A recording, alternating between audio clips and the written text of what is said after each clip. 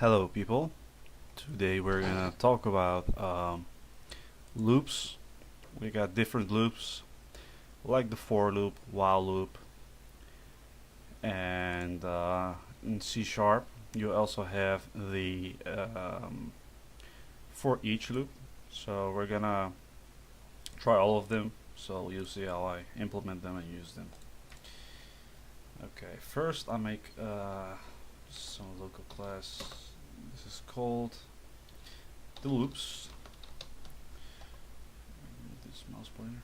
Okay, so this method, which I call public void try loop. All right. Inside this method, I'll create a for loop. So I'll explain to you how this works. So first I'll create an integer which is called I. This one is 0 of course, and I is smaller than, let's say, 15. I plus plus. Okay, let's see. So actually what I'm doing here is creating a new integer. This integer is 0. As long as the iteration, or I, is smaller than 15, do the loop. So I'm going to write console write line and iteration number. Oh, sorry. I. So actually for each iteration, console write line iteration number I. Okay, let's see. New loops. Call the method try looping. Okay, let's see what it's doing.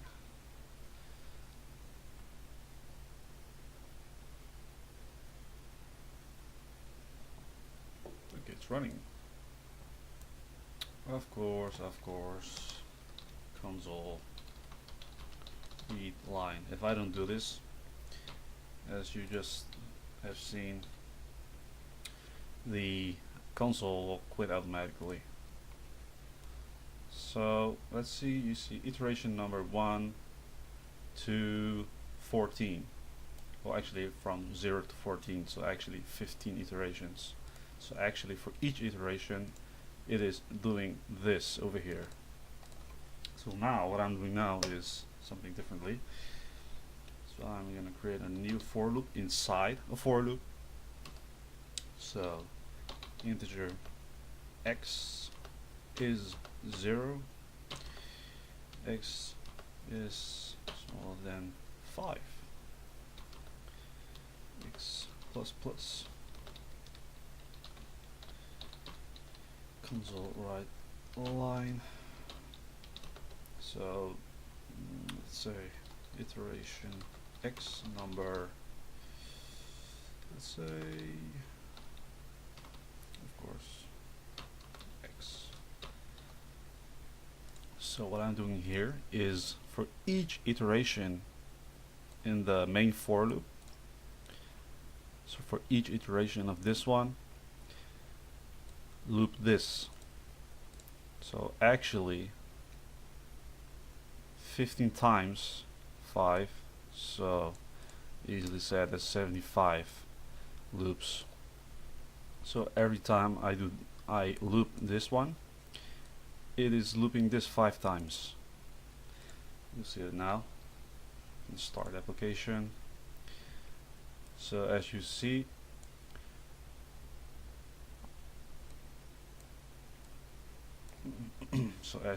for each iteration of I, it is looping x.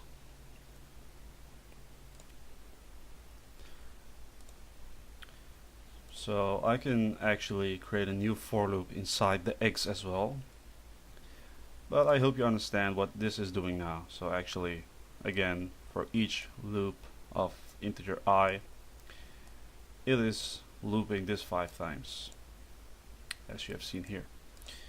Alright, so let's do the while loop. Let's say string string test, which is called, well, let's say integer, that's better. Integer test is 2, and then while test is equal to 2, console right line, it's true, whatever, just some test. So I'm gonna comment this, so I don't need this. I hope you understand what this is doing now.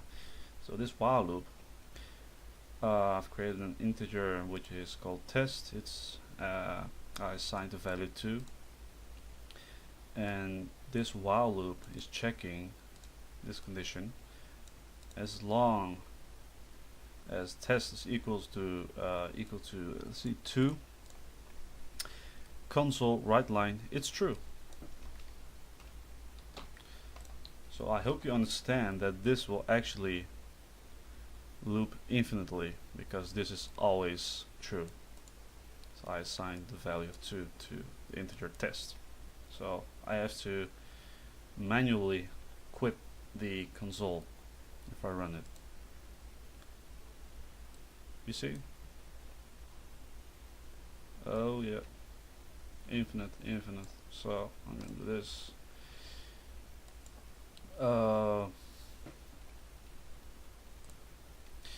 So I just wrote down this loop.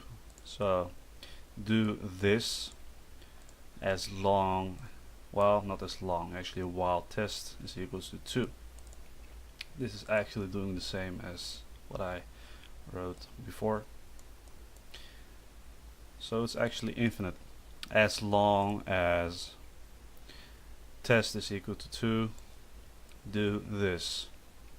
So actually I've shown you 3 loops. Now I'm going to show you the for each loop. So actually I'm going to create a list or an array. I'm going to create a list of integers. So I'm going to create a list which is called list, and this is made of well, this list can only contain integers. So I'm going to create or add some integers just randomly, just 2 list add. So this one is a 3. So I added 2 values. Let's add another one. Add 5. So this list contains 3 values of 2, 3, and 5. And now we're gonna loop through the list with the for each loop. So I'm gonna say for each variable number inside the list, which is called list. So this has to be this list over here. So inside for this list, each number console right line, so print out the number. So this list contains 3 values, 2, 3, and 5. All 3 of them are integers, of course. And then I'm gonna loop through the list. So I'm gonna say for each number inside this list, print it out. So let's see. So yeah, 2, 3, and 5. You can actually do the same like I've done over here with the for loop. I created a for loop, and inside the loop I created another for loop. So actually you can, well,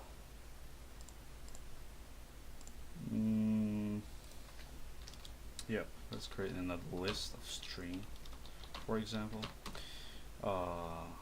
List number 2, just for example, and then we're gonna list number 2 add a new string which is called 1. no, let's do the same as, yeah, well, let's do this. List number 2 add 2, list number 2 add the string 3. So, and then I'm gonna say, so this is gonna first print out the number of this variable, and then I'm gonna say for each variable something inside the list of list 2, print out the variable something. So I create another list of string objects, and I say add 3 strings, 1, 2, and 3. Then I'm going to say for each number inside this list, print these values, and after that, so actually for each iteration, for each number, also loop through the list of list number 2 and print out the variable. So actually, you see it right now. So this is the first loop, the number 2 over here, the number 2, and then it's printing out the values of list 2, and then again the new loop, number 3, doing this again, and at 5 doing this again. So that's actually the for each loop.